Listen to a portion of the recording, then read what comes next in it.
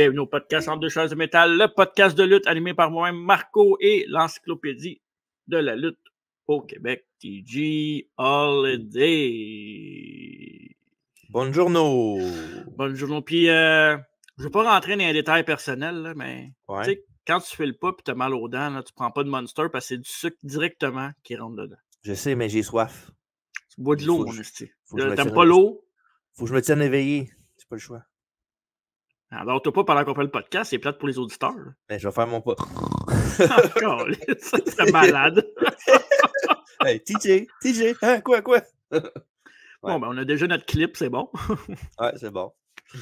Fait que aujourd'hui, deuxième King of the Ring review. Évidemment, on fait toujours 2 reviews par année de thématiques pay-per-view. Le premier King of the Ring, c'est le King of the Ring 94 avec Owen Hart, la victoire du King of Heart. Le Rocket. Ouais, exact. Donc, 1 an après que son frère ait remporté le King of the Ring. 2 Hart consécutifs qui remportent le King of the Ring. Très mérité, très beau tournoi. Puis, ben là, on y va plus dans l'ère moderne, même si ça fait quoi, 25 ans, là, ça? Moderne, 21 ans. Là. Ouais, c'est ça. Fait que, ben, non, 22, 2002. 22. Ouais, une des bonnes années dans la lutte professionnelle. Ouais, c'est-tu jour pour jour, pratiquement, en plus, je pense aussi, ça se peut. Ouais, c'est quelque chose comme le 20 juin. C'est le 23 juin, le show. Ouais, une semaine à peu près d'écart. Fait que c'est fou. Hein? Ouais. Fait que, ouais. Pas mal ça, hein? Ben, c'est ça, King of the Ring 2002 avec, évidemment, je le dis souvent, l'année du début de Brock Lesnar. On va en reparler tantôt. Qu'est-ce que Brock Lesnar a fait dans son année 2002 avant le tournoi, puis on va parler de après le tournoi aussi au courant du podcast. Ouais, en effet. Fait que c'est ça, on commence ou... Ben, moi, t'as-tu quelque chose d'autre à dire? Ben, évidemment. Ben, à part ce qu'on sait, là. Oui, si vous vivez en dessous d'une roche, ben, hier soir, c'était les 2 plus gros shows de lutte au Québec de l'année avec Golden Opportunity du côté de Québec au pavillon de la jeunesse et, évidemment, Guerre civile 4 du côté de Slush Poppy à Gatineau, où on était des commentateurs toute une soirée, 2 grosses soirées de lutte et, évidemment, ce soir, il y a un gros show aussi, il y a Battle War du côté des Foufoune électriques parce que si vous écoutez dimanche matin, ben, à soir, c'est Battle War. Il y avait le massacre aussi. Oui, le massacre, j'ai oublié le massacre, c'est vrai. Le massacre, désolé. Massacre de la Saint-Jean. Du côté de 71 des érables à NWC. Puis, honnêtement, allez voir notre podcast de jeudi passé live parce que. Oui, ça va à peine. Le méga podcast, puis j'ai du monde qui m'a texté. Tu sais, ça arrive de temps en temps des DM, là. Mais quand tu fais un méga podcast avec 6 personnes en live, puis les 6 personnes qu'on a réussi à attraper en live avec toutes des heures, cloc, une à la suite de l'autre. Quasiment pas de problème à part au début. Mais même là, ça a duré 3 minutes, ça n'a pas paru. Puis, tu sais, en plus des invités spéciaux, d'un stunt, Biamas qui est venu faire un face-off avec Casey Diamond. Donc, écoute, je pense qu'on a réussi un beau rap pour ce show-là. Ouais, on a fait ce qu'il fallait. Exact.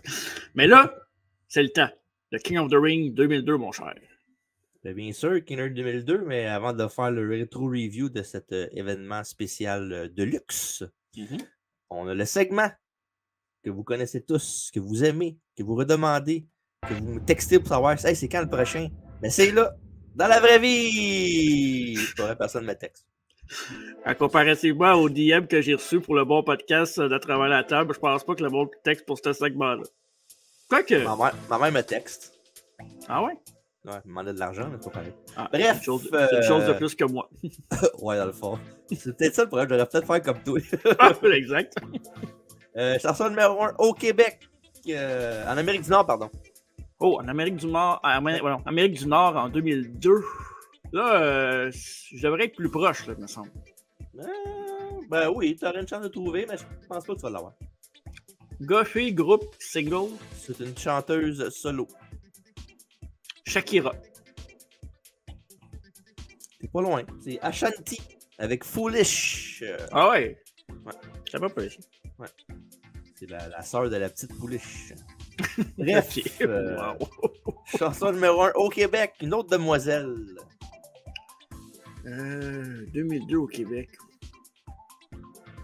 Le Québec, c'est tough. J'écoute tellement pas de musique québécoise. Là. Ouais.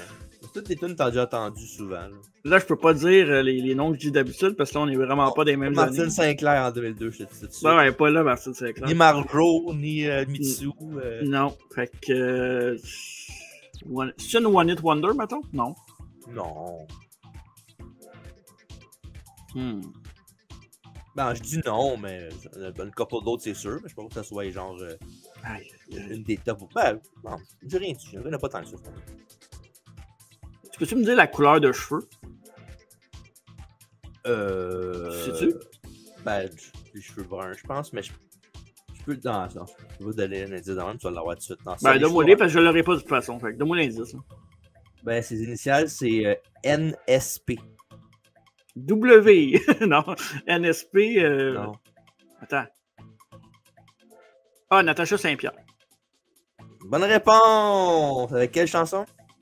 Non, j'ai aucune idée qu'est-ce qu'elle chante. Tu vas le trouver, là, c'est quoi, là? Non, je sais pas. Je connais pas ses chansons. C'est Tu trouveras! Ah, elle est bonne. Ouais. Film numéro 1 au box-office. Un film Quel d'action. genre? Film Un d'action. thriller action, ouais. 2002, hein.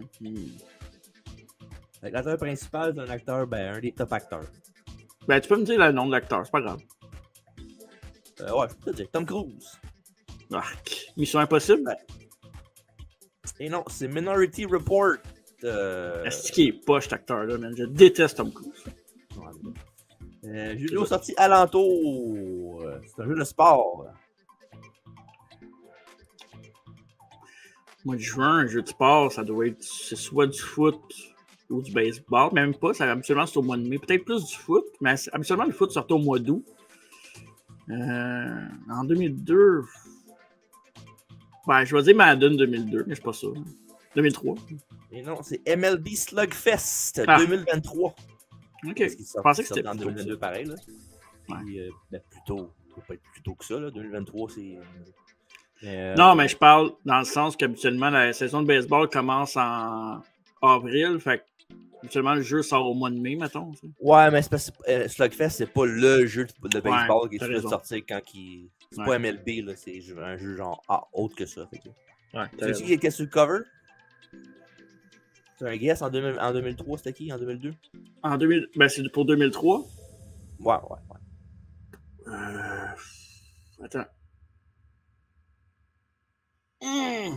J'ai l'impression que je le sais, mais Slugfest, ça... Ouais, peut-être pas finalement, un peu. Je vais dire Barry Bonds.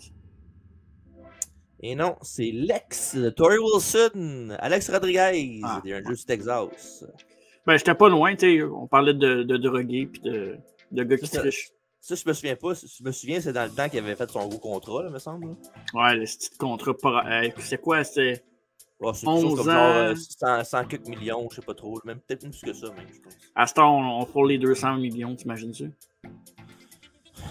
Moi, je sais pas pourquoi tu parles. Moi, mon compte en banque reste la même depuis des années. Ouais. Mais bon, c'est vrai. Dans le monde du sport, c'est hockey. Ok, tu veux que je dise quelque chose? Okay. Tu peux le trouver, là, je pense. Là. Tu veux savoir le gagnant de la Coupe Stanley en 2002, c'est ça? Qui a gagné aussi. Et qui ont battu, je veux dire. Ok. Attends un peu. Habituellement, je suis fort pour ces affaires-là, puis j'ai une bonne mémoire, mais là, de plus en plus. Okay. 2000, c'était l'Avalanche qui avait gagné, me semble. Même 96, 2000. Non, c'est 2001 l'Avalanche, je pense. 96, 2000, non, mais à 96 puis 2000, ils ont gagné en 96. Ah, ok. Il y avait les Stars en 2003, mais en 2000, me semble. En 2002. Aïe. Ça me fait chier de pas l'avoir. Attends un peu. Je m'excuse ceux qui sont là pour le podcast de lutte, mais je veux vraiment avoir cette question-là. Ça m'énerve. C'est pas grave. Voyons, crime. Hein? Tu vas en avoir en masse de lutte après. Ouais. Hey, j'ai un blanc, man. Tu veux-tu me dire contre qui est en finale, maintenant? Les Hurricanes de la Caroline.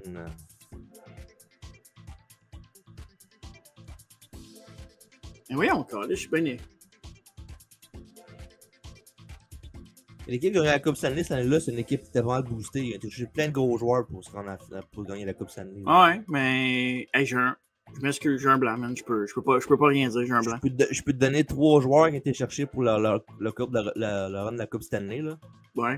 Brett Hull, Luc les Red Wings. Dominique Hachek. Ouais, les Red Wings. C'était boosté un SC team là, pour les séries là, cette année-là. Là. Puis l'année d'après, il avait perdu contre Pittsburgh, right? Ou c'est-tu là le back-to-back Pittsburgh-Détroit? Ça se peut, ouais. Non, c'était là. 2002-2003, je pense, non? Allez boire pendant que tu continues. Ouais. Le fun. Puis c'était la 10e victoire de titre des Red Wings en Coupe Stanley. Ouais. Puis Scotty Bowman s'est retiré après cette victoire-là. C'était sa 9e Coupe Stanley à Scotty Bowman. Juste ça? Hey, c'est pas Scotty Bowman! Tabarnak! Et pour terminer le segment, je peux le faire, c'est correct. Ouais. Voici le cover du WWF Magazine de l'époque en juin 2002. Avec un nouveau monde avec The Rock et Stone Cold Steve Austin. Ce qui est ironique là-dedans, c'est que Stone Cold Steve Austin, quand ils ont sorti le magazine, ben, il n'était plus là, il était parti, il a fait son walkout. Là. Malheureusement pour ça, c'est ça qui est arrivé. Mais c'est ça la couverture du magazine de ce mois-ci du juin 2002. Donc, voici. Et voici aussi, ben oui, comme d'habitude, le VHS de l'événement. Beau VHS, pareil. Undertaker, ouais, pour vrai, il est pas pire. Pendant l'arrière, il est cool aussi. Avec Brock qui ressort du lot. Là. Ouais.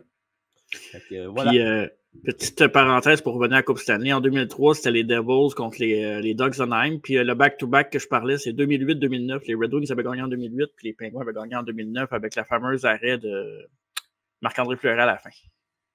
Ouais, contre le Strom, là. Ouais, exact. Gros crise de save. En parlant de crise de save, va pas bien Edmonton, hein? Hein? 15, Attends, pas fini ça. Hey, les Panthers sont forts en crise pour vrai, hein? Ouais, c'est pas fini. 3-0 contre les Panthers, j'oublie ça. Là, je veux bien croire. Ils vont peut-être en gagner une, peut-être, ou deux, mais ils n'auront pas 4 games en ligne contre les Panthers, là. Ils sont même trop en feu, là. Ouais. C'est cool pour les Panthers, je suis content. Je pense que l'année passée, il aurait gagné aussi. S'il n'aurait pas été aussi blessé que Chuck et tout ça, l'année passée, il aurait gagné aussi, mais il était beat up en finale de la Coupe Stanley contre Vegas, fait qu'ils ont perdu. Mais... Ouais. Matthew Tkachuk, là, c'est un esti de bon joueur. En tout cas, depuis qu'Huberdeau est parti, ça va bien en Floride. Moi, je dis ça de même. Il est comme Lex Luger, c'est total package, Matthew Tkachuk. Exact. Fait que voilà, c'était dans la vraie vie. Merci beaucoup d'avoir participé. Oui. Fait qu'on commence avec King 2002, qui est le 10e Babe de ce nom, évidemment. Et c'est le 16e tournoi au total qui a commencé en 85, et je vous le rappelle. Il a eu lieu le 23 juin 2002 en direct du Nationwide Arena de Columbus en Ohio. Et le code d'achat de ce pay-per-view-là était de 320 000 foyers qui ont commandé l'événement à la télévision à la carte. Il devait faire chaud. Foyer, ouais, mais il n'y avait pas le foyer qui partait au mois de juin, okay. Sinon c'est un peu exagéré. Dans le match à Sunday Night Heat, les Hardy Boys ont vaincu l'équipe de Raven et Steven Richards par un compte de 3.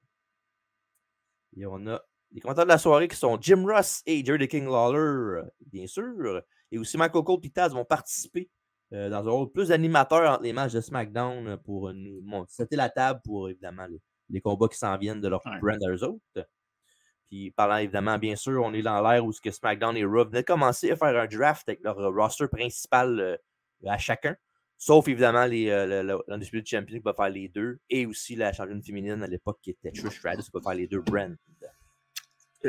J'écoutais tantôt, avant qu'on enregistre ça, Busted Open, puis qui parlait, tu sais, comparait beaucoup, il faisait des comparaisons AEW, WWE, pourquoi que les gens, tu sais, aident beaucoup AEW, puis la raison pourquoi je t'amène ce point-là, c'est que toi, t'aimerais-tu ça qu'il y ait juste un champion pour les deux brands, mettons Woman puis World Heavyweight, ou tu trouves ça correct comme ça, vu qu'il y a tellement de bons lutteurs, puis que... Là, tu parles de lobby, là, tu parles. Ouais, je parle en ce moment, WWE, mettons. Mettons un champion, Cody Rhodes pour les deux, puis... c'est qui les champions? C'est, mettons, Morgan, puis c'est qui? Bailey. Mettons Bailey pour les deux. Qu'est-ce que c'est mieux, toi? Non, je trouve ça correct que les Browns ont leur champion, là. Même les World Champions, là, ça fait... Parce que si, mettons, exemple, mettons, Cody Rhodes, il lutte contre un SmackDown, mais à Raw, la main event scene, là-bas, c'est plate. Pendant un mois, il faut qu'ils attendent que celle de SmackDown soit finie, là. Puis tu si pas que Cody fasse 2 matchs dans la même soirée non plus tout le temps, maintenant. Puis aussi, si Cody, mettons Cody, Roman, The Rock, puis je sais pas, 2 autres main eventers sont là, ben, ça va prendre quasiment 5 ans avant que quelqu'un puisse se toucher à la belle parce que c'est toujours les mêmes qui veulent l'avoir. Bon, ouais, c'est tout le temps ça, c'est tout le temps ça le gros plus d'avoir 2 ceintures de championnat du monde, c'est que tout le monde peut avoir une chance de l'avoir, pas juste les main eventers, genre les top. Là. Ouais.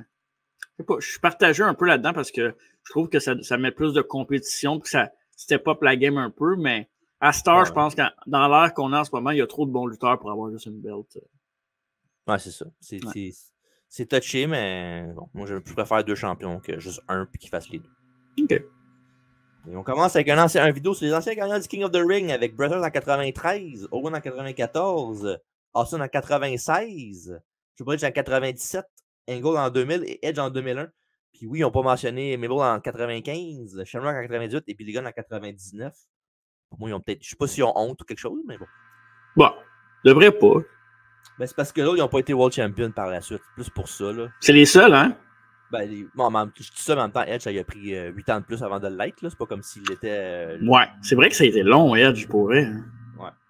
Puis sinon, Owen n'a jamais été non plus. Austin, Triple H, Angle, oui. Brett, évidemment, bien sûr que oui. Puis, ouais. En fond, ben, je comprends ce qu'ils veulent dire. Là, ils ont les vrais stars parce que c'est Mabel, Ken Shamrock puis Billy Gunn dans l'échiquier de la WWE, c'est pas des grosses vedettes. Oui, c'est des vedettes, mais c'est pas des top stars. Là. Mais je te dirais que vraiment le nom à oublier, c'est Mabel parce que Shamrock puis Billy Gunn ont des belles carrières pareilles.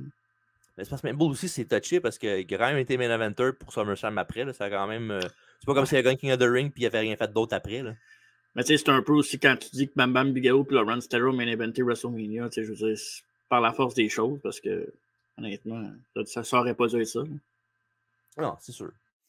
Et ce soir, on va savoir de qui dans Chris Jericho. Rob Van Dam, Brock Lesnar ou Test va être évidemment gagner le combat, non seulement la couronne, pardon, mais aussi un combat de championnat à SummerSlam. Et oui, comme cette année, ils ont fait avec évidemment Nia Jax et aussi Gunther, ben, il y a des matchs de SummerSlam pour les deux, pour le King of the Ring, pour les deux, parce qu'il y en avait juste un instant. C'est cool, pareil, ça. C'est clair que je dois aller chercher ça dans l'histoire, c'est clair. Ouais, mais en même temps, le King of the Ring, ça devrait pas être une plateforme pour un title shot. Ça devrait être, tu sais, oui, ça peut te monter pour un title shot éventuellement. Ça devrait pas te garantir un title shot tout de suite. C'est pas ce que je veux dire, là. Ouais, mais tu sais, si on fait un copier-coller, là, on va en reparler tantôt, mais le match de championnat que le gagnant du King of the Ring 2002 a eu à SummerSlam, ça a été un moment charnière dans le monde de la lutte. C'est un changement de cap complètement dans le monde de la lutte. Puis si tu regardes cette année, celui qui a son combat de championnat à SummerSlam, on n'est pas loin d'un copier-coller du gars de 2002. Là. Ouais, mais c'est parce que tu peux. Le title shot, tu peux donner pareil sans les dire qu'il va l'avoir automatiquement sur le King of the Ring. Tu vois ce que je veux dire, là? Ouais, ben, tu sais, le Rumble aussi, quand. Tu peux builder organiquement. Ouais, mais Rumble, c'est pas pareil, là. C'est une fois par année, mais justement, qu'ils font déjà ça avec le Rumble déjà, puis ils font déjà ça avec Money in the Bank. Ils peuvent-tu se calmer, puis avec. Je sais pas. Ben, en même temps, ça donne. Ouais, là, c'est parce que là, l'affaire avec SummerSlam puis Money in the Bank, ça peut être n'importe quand. Fait que moi, Money in the Bank. C'est pas la même chose totalement, là. Mais... Ouais, c'est ça. Mais je comprends ce que tu veux dire, mais moi, je trouve ça cool parce que ça sépare ton année en deux un peu. C'est que tu peux avoir une façon d'avoir un title shot à deux moments différents de l'année, puis que tu n'es pas obligé d'attendre au Rumble, puis que tu sais pas vraiment qui va gagner. Fait que King of the Ring, ça donne peut-être la chance à un gars qui ne gagnerait pas le Rumble, quoique cette année, dans la lutte moderne, le gars qui a gagné King of the Ring pourrait facilement gagner le Rumble cette année aussi. Ouais. Bref, à voir, mais... Ouais, parce que aussi, tu sais, Owen, il y a un title shot à SummerSlam en 1994, mais c'était pas annoncé tel quel. C'est juste, c'était les spéculations que ça pourrait être ça. Tu sais, Austin n'a pas eu de title shot tout de suite, puis il était correct. Triple H aussi, il était correct tout de suite après pour le King of the Ring, il n'a pas eu de title shot après. Edge aussi. Fait que c'est pas comme si j'étais genre obligé de donner un title shot parce qu'il gagnait le King of the Ring. Il peut s'en sortir pareil. Là. Mais ça me dérange pas tant. Je trouve que. Bon, je trouve que ça, c'est un grand mot, là. Ouais, c'est ça. C'est... Excusez. C'est un nitpick. Ouais, et évidemment, Pyrotechnique s'ensuit avec la tune thème de l'événement qui s'appelle Ride of Your Life de Neurotica. Qui est sur l'album Forcible Entry de la WWE qui est sorti le 26 mars de la même année. Puis ça va être la tune qui va jouer à la fin du podcast en audio. Fait que restez à l'écoute après le Haribo. Et Jerry King dit que 3 titres seront en jeu ce soir en plus du nouveau King of the Ring. Et avec dans le main event, Triple H qui va affronter Undertaker pour le titre Undisputed, qui est détenu évidemment par l'Undertaker. Et on s'en va ouvrir ensuite pour le match numéro 1. Chris Jericho contre Rob Van Dam dans un combat de semi-finale pour le King of the Ring Tournament. Et Jericho a vaincu Edge et le Big Val Boski pour se rendre jusqu'ici, tandis qu'RVD a battu Eddie Guerrero et X-Pac. Quand même pas rien. Ouais, c'est cool. Jericho Van Damme commence le combat avec de la technique qui aucun des deux peut prendre l'avantage et on a un stand-off après que les deux ont tenté un drop-kick en même temps.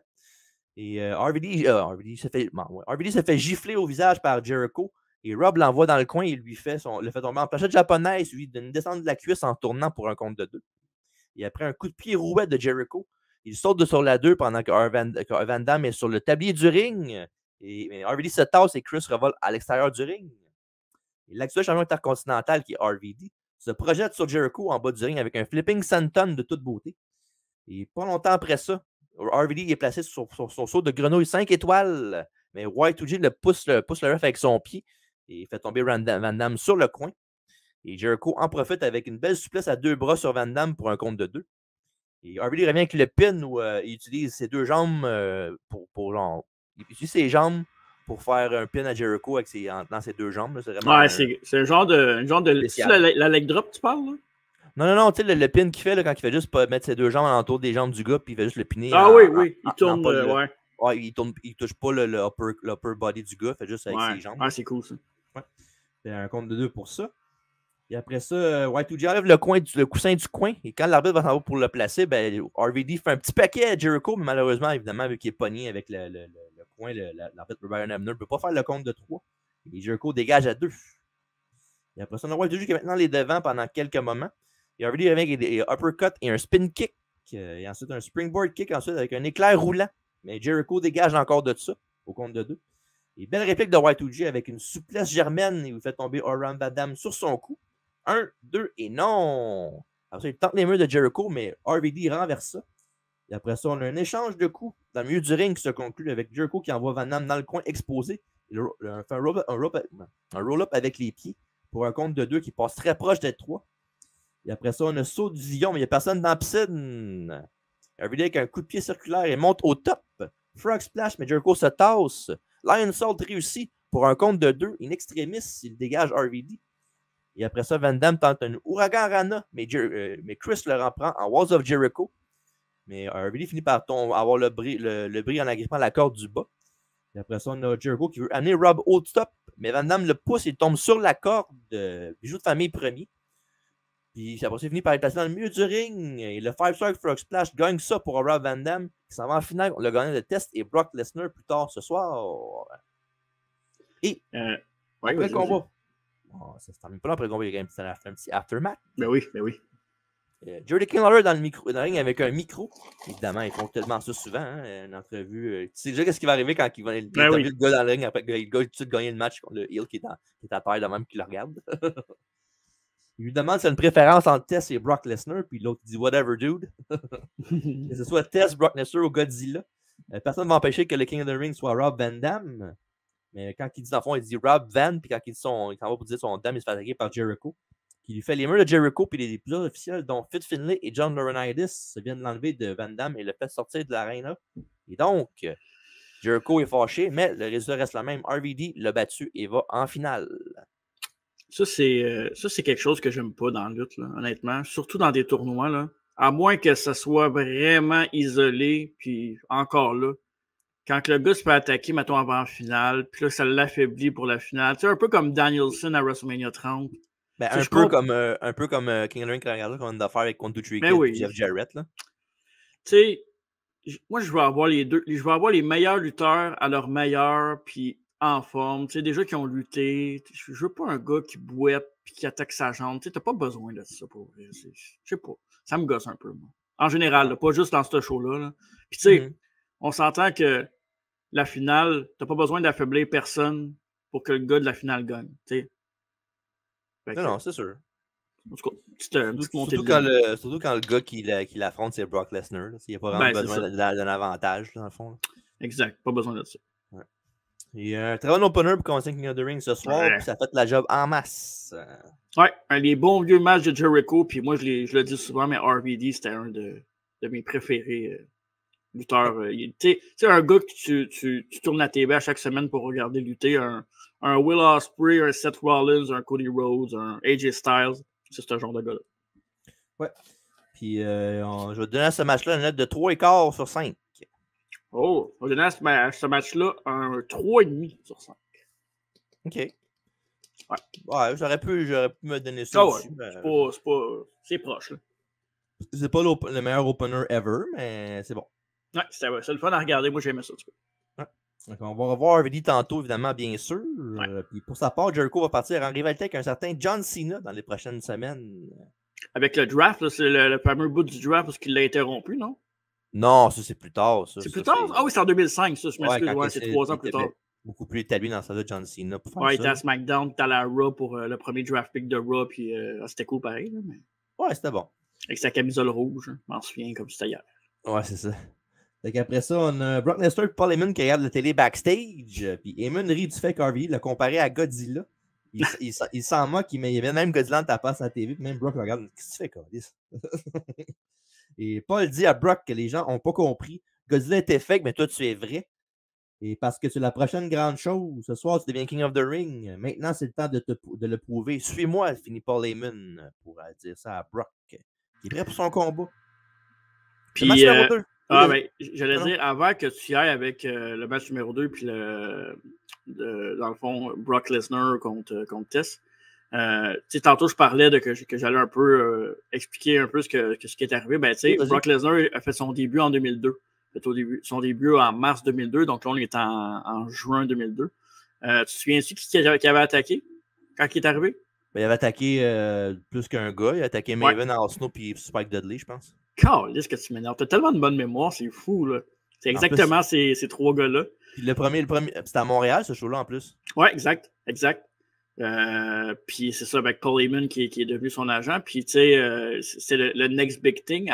Puis, dans le fond, il avait rejoint Raw au draft et tout, puis il avait commencé un programme avec les Hardy Boys. Là. On se souviendra des coups de chaise violents à la part des Hardys puis de Brock Lesnar. C'était fou raide. Puis c'était à Backlash, je pense.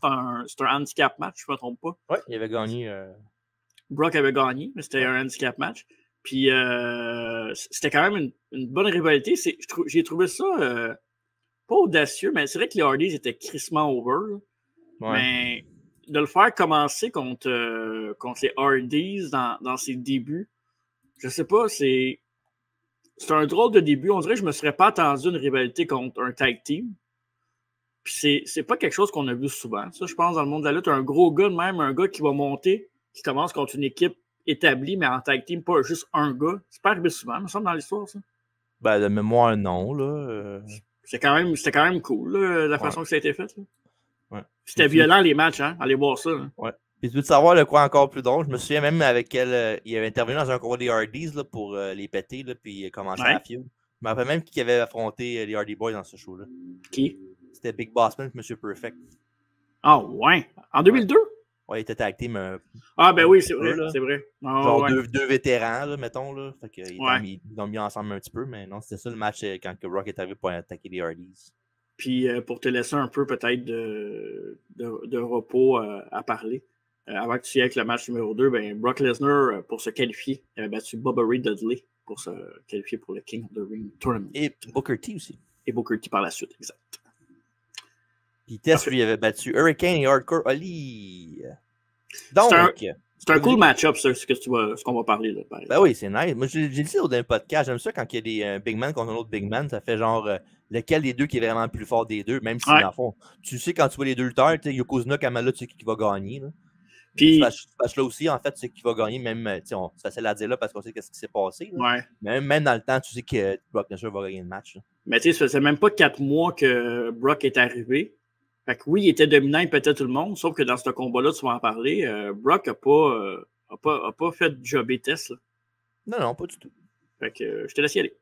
Fait que donc, le match numéro 2, Test contre Brock Lesnar avec Paul Heyman dans son coin pour une autre demi-finale du King of the Ring qui va affronter le gagnant RVD en finale.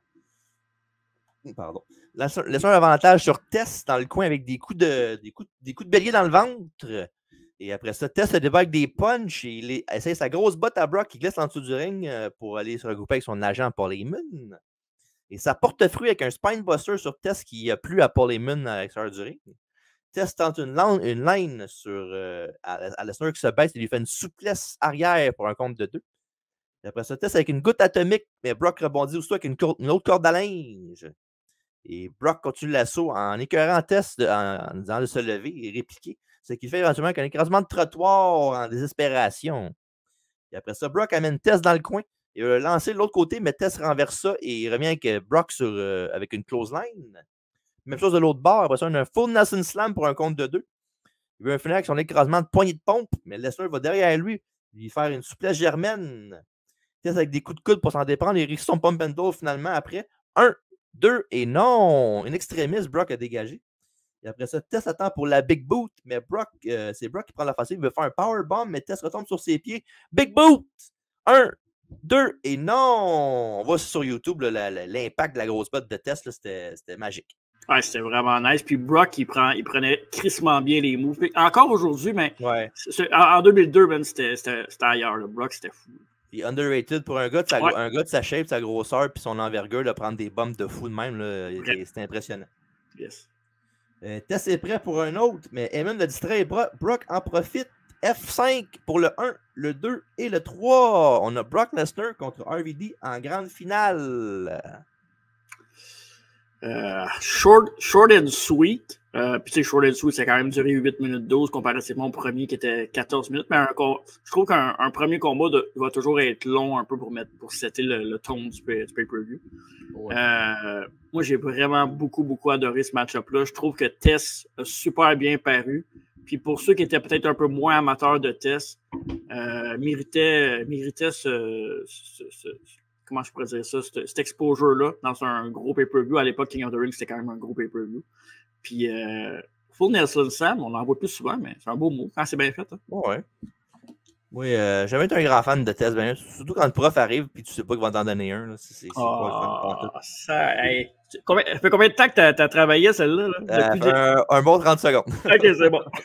Tu les as parlé.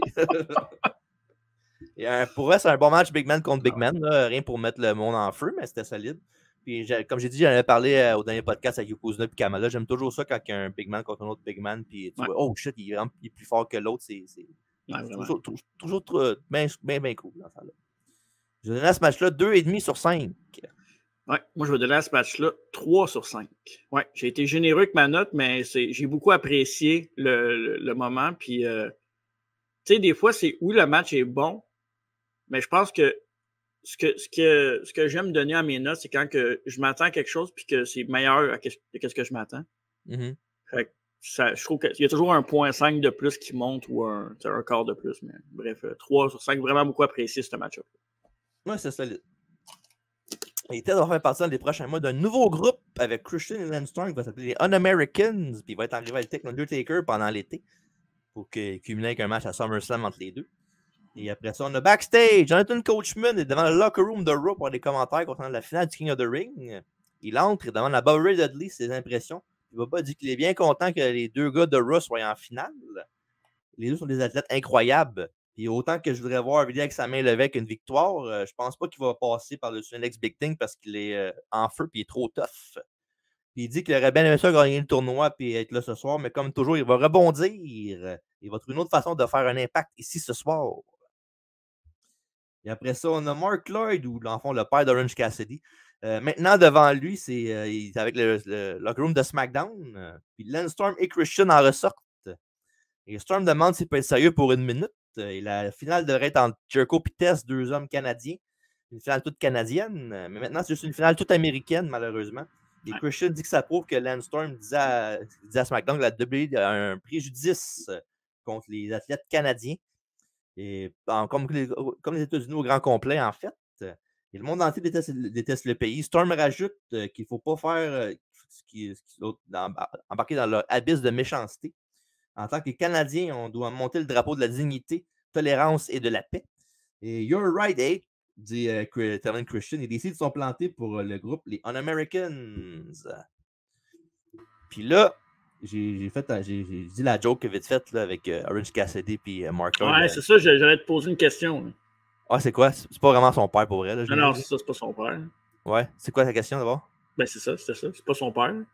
Non, c'est parce qu'il ressemblait. Fait que je trouvais ça bizarre. Puis... Ah, vas-y, fais ton affaire. Là. Voici pour la deuxième fois au podcast. Ben, pas deuxième fois, là, mais Ouais, c'est officiellement. Père-fils.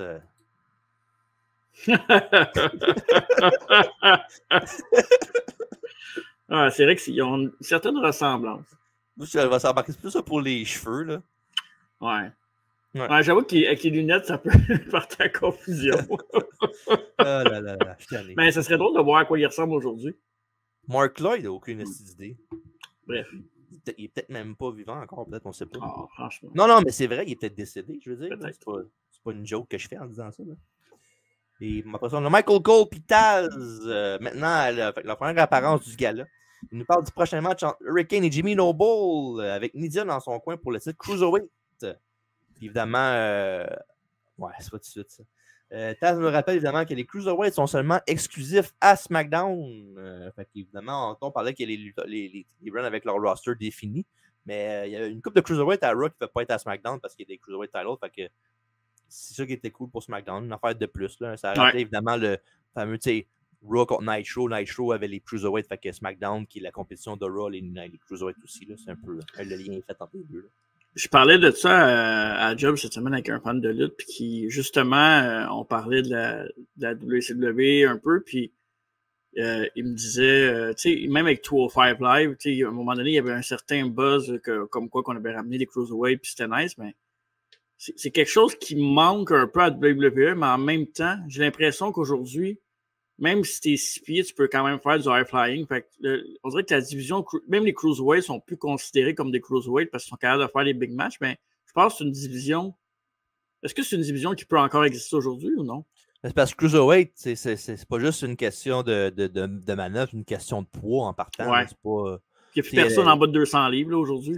Il y a la X-Division qui était genre no limit. Tu peux avoir des gars comme Abyss qui étaient pas être dedans de temps en temps, mais en bout de ligne, les titres Cruiserweight, Light Heavyweight, c'est parce que c'est pour le poids, c'est pas pour le talent de la personne. OK. Puis tu verrais ça aujourd'hui ou c'est plus possible d'après toi?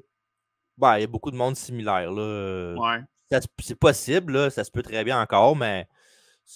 Tu peux changer le nom de la catégorie, peut-être? Air Flyer ou quelque chose, je sais pas. Ou... Ouais, mais tu sais, X-Division, c'est pas mal ça encore. Là. C'est pas mal le meilleur exemple que tu peux avoir, c'est ça, là, X-Division. OK.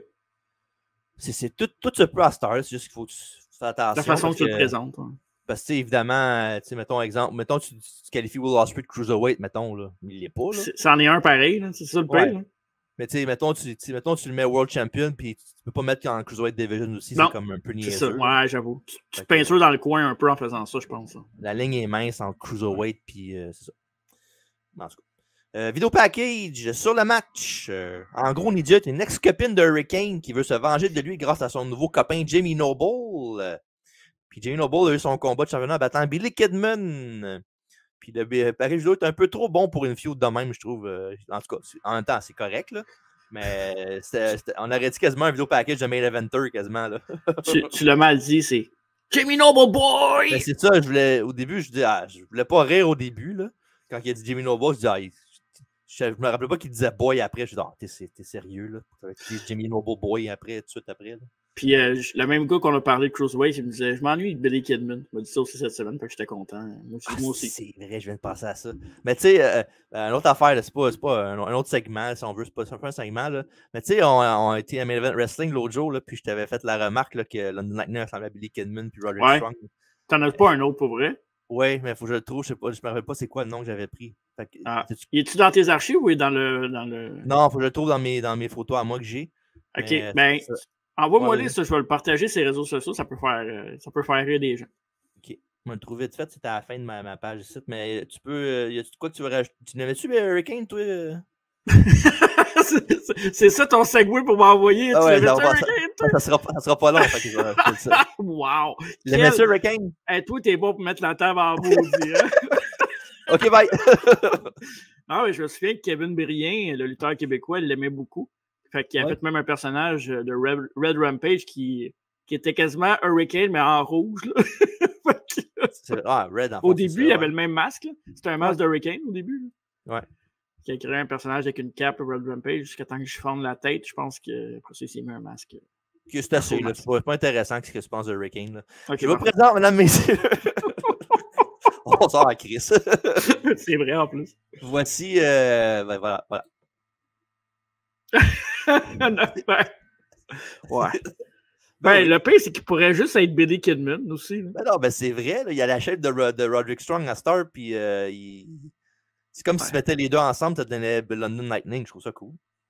OK. Envoie-moi les tantôt. Bon. Je vais voir s'il approuve. Je vais y envoyer, je vais voir s'il approuve. C'est bon. All right. Et on a match numéro 3. Jimmy Noble avec Nidia contre Hurricane, le championnat Cruiserweight tenu par Hurricane lui-même. Et la rivalité de la WCW entre Three Count et les Young Dragons est revisitée ce soir. Et évidemment, Nidia est bien sûr la championne de Tough Enough saison 1 avec Maven. Ceux qui ont trouvé comme idée pour la faire embarquer.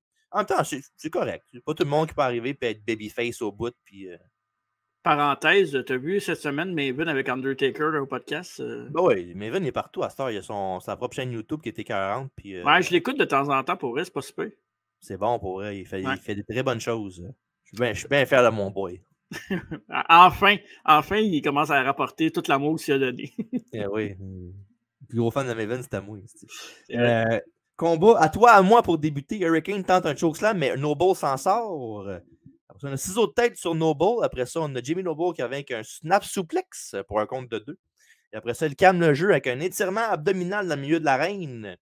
Hurricane revient avec une croix de corps, mais Noble le met au tapis avec un slam après. Et encore une fois, il ralentit la cadence avec un ciseau de corps du champion défendant. Et après ça, Hurricane revient avec un slam pour faire changement. Noble l'attrape et lui fait un sleeper pour tenter d'en finir avec Helms. Il en fait un peu plus d'action avec un échange de coups entre les deux. Hurricane fait un brise-nuque à Noble. Il aura fait un autre de la 2, mais à la Buff Bagwell. Et après ça, Noble revient avec une souplesse germaine pour 2. Et le Hurricane suit ça avec l'œil de l'ouragan pour un autre compte de 2. Puis évidemment, c'est comme il commence ça, le Eye of the Hurricane, il commence ça en genre de crossroads. Sauf qu'il se donne un swing sur le côté, puis il tombe avec le gars en elbow drop dessus. Genre. Ah, c'est un beau move pour vrai. C'est innovateur pour le temps. C'est un beau move, mais c'est pas un move que je verrais. Puis je fais, le match est fini. Je sais pas. Ouais, il n'y a pas grand move de Hurricane que je dirais que le match est fini, mais bon. Ça... À part le Vertebreaker. Ouais, ça me semble que c'était trop élevé pour Hurricane. Ouais, c'est un move de Cruiserweight, je trouve. Là. Ben, Cody le faisait maintenant aussi, non? Ouais, il l'a fait pareil. Ouais, sur les indies, hein? Mais il l'a fait récemment, me semble aussi. À WWE, non? Il l'a pas fait contre AJ Styles? Ah, peut-être, ouais. Faudrait que je check, mais. Il me semble que oui. Dangereux ce move-là pour elle. Ouais, il faut que tu saches ce que tu fais. Ouais. En même temps, tu dis ça, mais AJ Styles faisait le Style Slash. Pas tout le monde mangeait le Style Slash comme du monde, puis il l'a considéré de le faire pareil. Là. Bon, Style Slash, c'est pas dangereux. Bah, la façon que le monde tombe des fois du Style Clash sur le coup en premier. Son câble, là. Tu sais, t'as juste à. Ouais, mais c'est pas tout le monde. C'est du cas par cas aussi. Là. C'est pas tout le monde. Effectivement. Ouais. C'est comme le gars qui avait mangé le pedigree Triple H, il pensait que c'était une double arm suplex, puis c'est ça. Ouch. Ben, tu l'as déjà vu, là. Ben oui. Je me souviens qu'il y a un genou, là, puis tu fais comme. Le fameux le suit rose du gars, là. Ouais. Puis le pire, c'est qu'un fun fact, c'est que le nom du gars, c'est Marty Garner. Puis ça a été un des gars qui s'est entraîné avec les Hardy Boys, puis Hurricane, justement, quand ils commençaient à lutter les deux. Ben, les quatre. Et après ça, Hurricane reprend sa cape dans le coin que Lydia l'avait pris, mais elle lui revole. Hurricane souplex Noble du ring jusqu'en bas, puis ça aurait pu être dangereux parce que la jambe de Noble a comme plié quand il est tombé à terre. Ça aurait pu être un autre Sid Vicious. Hurricane nous saute dessus avec une croix de corde de toute beauté de la troisième corde jusqu'en bas du ring. Et parlant de toute beauté, les deux se battent sur la troisième corde. Et Hurricane fait un neckbreaker jusqu'au milieu du ring. Quel fucking beau spot. Pour vrai, là, c'est. En plus, oui, c'est du top rope, mais c'est safe comme move. Là. Oh, il tient le coup, puis il tombe avec. Puis, il fait juste tomber en senton, dans le fond. Ouais, exact. C'est vraiment un move très cool. Puis après ça, il couvre Noble, mais Nidia distrait l'arbitre Mike Sparks. Et après ça, Hurricane bloque une gifle de Nidia et Helms va pour voir Noble arriver du coin de l'œil puis se tasse. Il y a une collision, les deux tourtereaux. Et après ça, un chokeslam qui est le finish de Hurricane. 1, 2 et non! Dégagement de Noble. Après ça, le champion monte au top. Noble le fait tomber. Powerbomb, puis il fait le tomber. 1, 2 et 3. Nouveau champion des poids légers, Jamie Noble. Boy!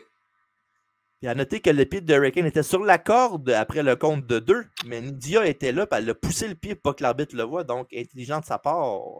Ouais, puis ça, c'est le genre de petits détails qu'un manager doit être impliqué dans un match de lutte. Et une des raisons pourquoi tu as besoin d'un manager, des fois, oui, c'est pour parler, mais pour ce genre de petits segments-là, tellement subtil, mais tellement apprécié.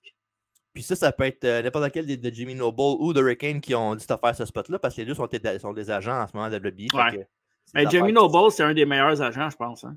Ouais, ben c'est une méchante tête de là, Jimmy Noble. Là, c'est un assez bon lutteur. En plus, évidemment, le monde se rappelle WWE plus parce que c'est Jimmy Noble. Là. Mais à WWE, il était bon, puis à Ring of Honor, c'était un des tops. Là. Il faisait des matchs contre Danielson de malade. C'était bon. Puis, ouais, vas-y. Mais j'allais dire, ce combat-là, là, puis j'ai toujours mon Wikipédia ouvert à côté pour le temps des matchs aussi. Là. Ce combat-là a duré 11 minutes 58. Puis, c'est pas que le combat que j'étais impressionné qu'il ait duré 11 minutes 58, c'est que le combat Hogan-Angle tantôt va durer 12 minutes 5. Là, tu vas me dire, ouais, mais Hogan, il n'est pas jeune.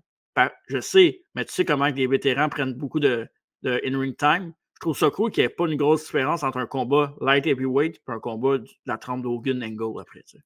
Ouais, mais c'est parce qu'Hogan-Angle, il y avait beaucoup plus de gaga que d'autres. Ben, il y avait un peu non, plus, là. Je sais, mais tu sais comment le temps est important dans la lutte pareil. Oh, ouais. Tu sais, c'est quand même cool qu'il ait donné autant de temps à ce combat-là. Puis ces deux matchs-là, c'est pas vraiment pas les matchs les plus longs du show non plus. Là. C'est deux des plus longs, là, mais c'est pas le match le plus long. Évidemment, on sait c'est quoi en regardant la carte dessus. Là. Papa Paul. Ouais, c'est ça. Puis, ouais, fait que voilà. Pas un match classique de Cruiserweight. Là. Il y avait une coupe de temps mort et une coupe de submission pas mal au début, là, les 3-4 premières minutes, 5 minutes. Là. Mais il y avait ce match avec des spots solides, puis vraiment un bon match avec les deux, puis ils ont une bonne chimie les deux ensemble, là, un contre l'autre. Ouais. Ils ont plusieurs bons matchs à leur actif, mettons, hors de ce show-là. Là. Ouais. Je vais donner à ce match-là 2 3/4 sur 5. OK. Moi, je vais donner à ce match-là 2,5 sur 5. 2,5 sur 5? OK, d'accord. Et Jimmy Noble va rester champion pendant 147 jours avant de perdre le titre contre Billy Kidman au Survivor Series 2002. Il va rester aux côtés de Nidia jusqu'en mars 2004.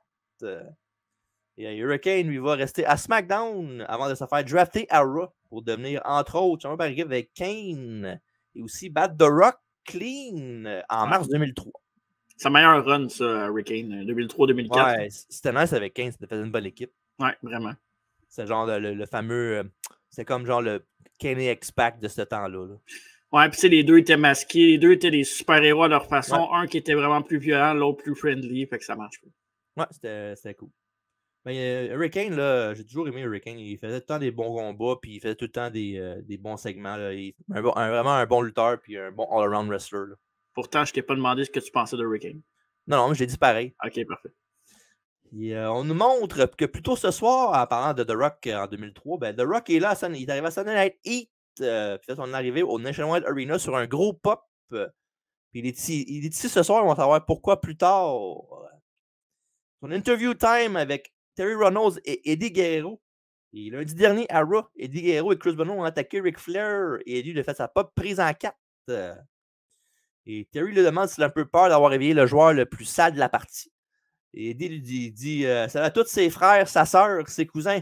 Chewy, Berto, Tavo, Juanita, Maria. Ce qui est fatigant. Hey, tu l'as bien pareil. T'as la belle prononciation. C'est beau. Je peux te dire que j'ai pratiqué une couple de fois. Ah ouais? Faut que tu te filmes quand tu fais ça. Moi, je veux ces footage-là. Non, mais quand il l'a fait, je l'ai marqué dans mes notes. Okay. Je l'ai dit à recevoir haute. Juanita. Il dit qu'il y en a plein d'autres, mais il n'a pas le temps de tous les nommer. Il lui dit qu'elle doit être loca. Parce que s'il pense qu'il est inquiet, il est dans la plus belle condition de sa vie, dans son prime. Et Flair ne peut pas faire la moitié des prises qu'il peut faire, ce qui est vrai. Il dit que Flair, qu'il a dit qu'il a une bonne dernière run en lui, mais la seule run qu'il va faire, c'est pour aller à la maison de retraite.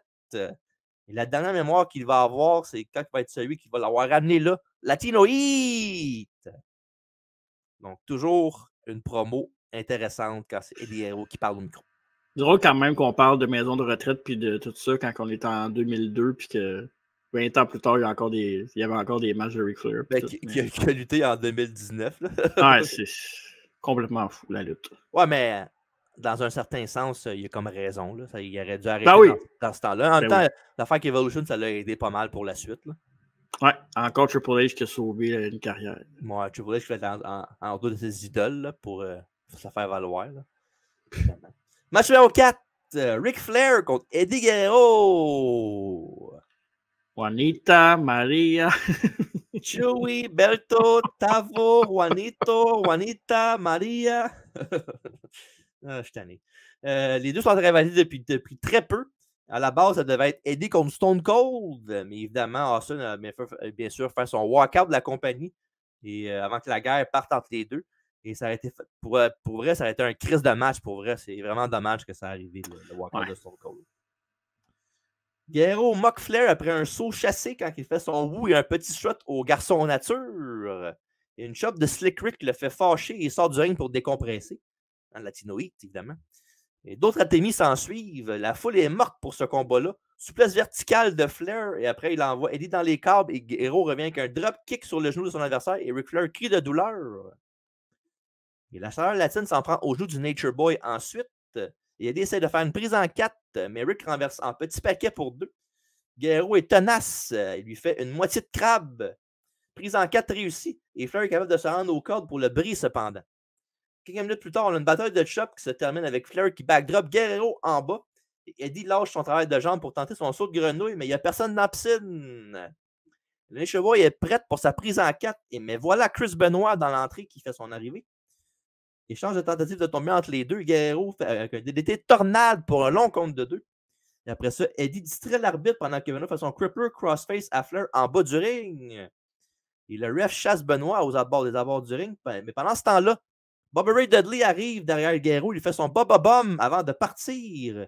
Et Ric Flair rentre tranquillement vers Latino Heat, met son bras sur lui. 1, 2 et 3. Victoire de Ric Flair. Il passe la dernière grosse run du bon pied ici ce soir. Je trouvais ça intéressant, mais trop pêle-mêle puis trop long comme combat. C'est un 17 minutes, mais un 17 minutes long. 17 fucking minutes, tabarnak. C'était fucking long, puis à chaque fois, je me disais, voyons, Chris, ça va-tu finir maintenant? Ou... Puis je sais pas, tu sais, c'était divertissant pareil, mais c'est un des matchs que j'ai moins aimé regarder du show, honnêtement. C'était pas très bon en tant que tel. Il y avait pas... La chimie n'était pas super là non plus. Il y avait beaucoup de pas de prise botchée, mais tu voyais que la coordination des mots n'était pas toujours là. Ouais, c'était tough. Mais pour vrai, le match, t'es correct sans plus. Là. C'était pas. Ouais.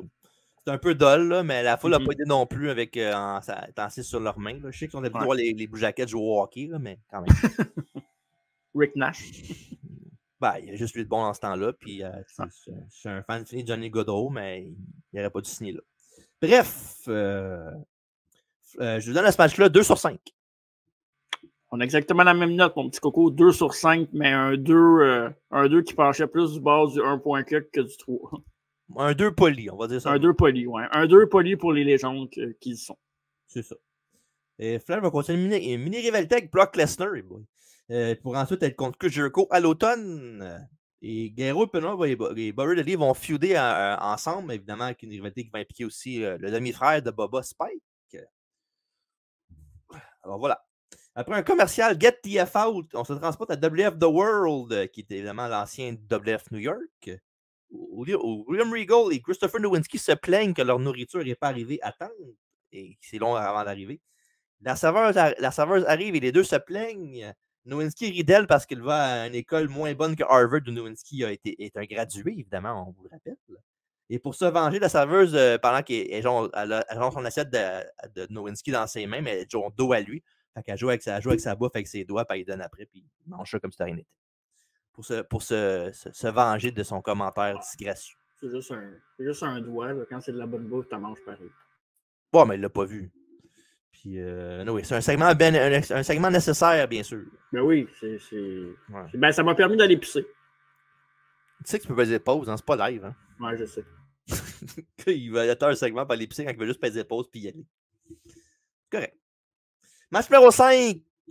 Trish Stratus défend sa ceinture Women's contre Molly Holly pour le championnat, évidemment, de WWE féminin. Ils sont en rivalité parce que Trish s'est moqué du fait que Molly avait un gros fessier, même si il n'est pas si gros que ça.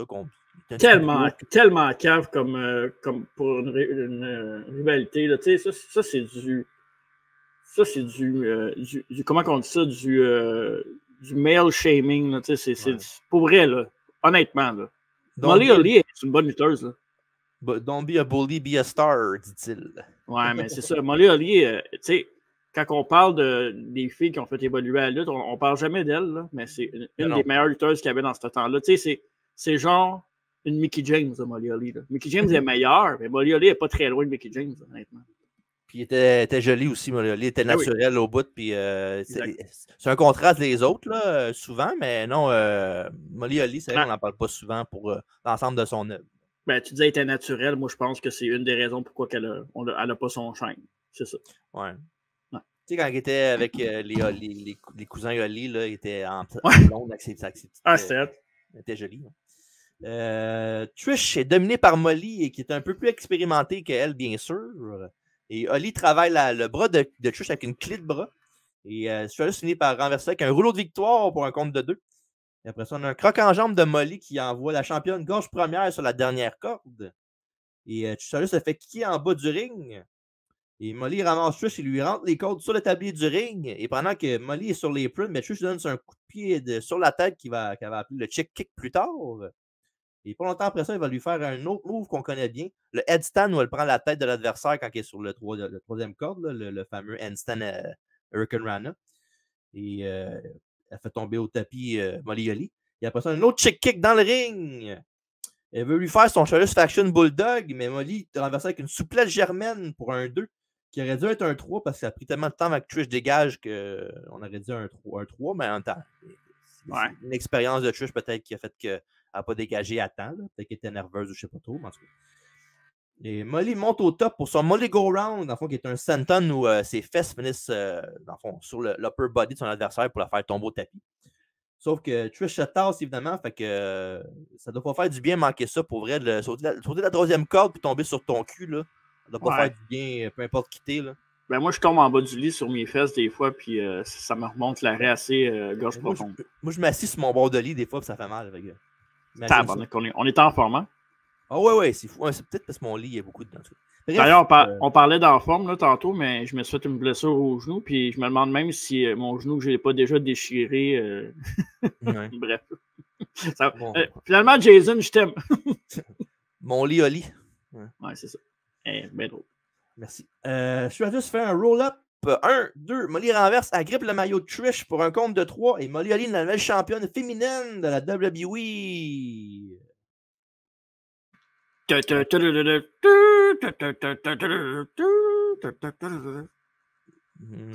Je sais pas. Je pense pas que ce soit ça. Pas grave. Ça se peut.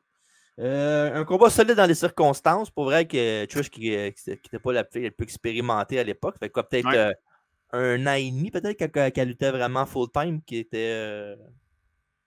Ouais, ben, tu sais, ils ont fait. Avec le temps qu'il y avait, ils ont fait quasiment le mieux qu'ils pouvaient à ce moment-là dans leur carrière. 5 minutes de match. C'était quand même solide. Ils ont réussi à rentrer le plus de spots possible dans ce match-là. Fait que pour un 5 minutes, moi, je vais donner à ce match-là 2 et 1 quart. Okay. Moi, j'ai donné 2 et demi. Parce que le match était bon pour le temps que ça a duré. Moi, j'essaie souvent de, tu sais, évidemment, j'essaie de ne pas trop punir le monde si le match est court. Là, parce que, tu sais, c'est pas de leur faute, en fait. Si tu as le temps pour 5 minutes, puis 5 minutes est bon, je n'aurais pas une note plus basse parce que tu as juste eu 5 minutes. Là, c'est pas de ta faute. Là. Ben, on en a parlé au King of the Ring 94 que le match Owen Hart contre 1-2-3 Kid, le meilleur match de 5 minutes peut-être de l'histoire. Fait que... Même pas 4 minutes 30. C'est 4 minutes 30, ouais, c'est ça. Fou. Puis, fait que c'est ça. Je ne veux pas punir le match parce que c'est court, mais le match était bon pour ce que c'était. Et Molly et Trish ont continué leur guerre pendant les 3 prochains mois et Trish va finir par récupérer son titre Unforgiven au mois de septembre.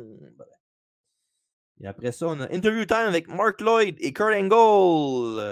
À l'époque, Kurt Angle avait sa moumoute avec son casque olympique sur la tête. Lloyd lui dit que ce soir, c'est une véritable bataille avec 2 vrais héros américains. Puis Kurt le regarde croche puis il dit qu'il n'est pas d'accord. Puis il demande qu'est-ce que Hogan a bien fait pour être un héros américain.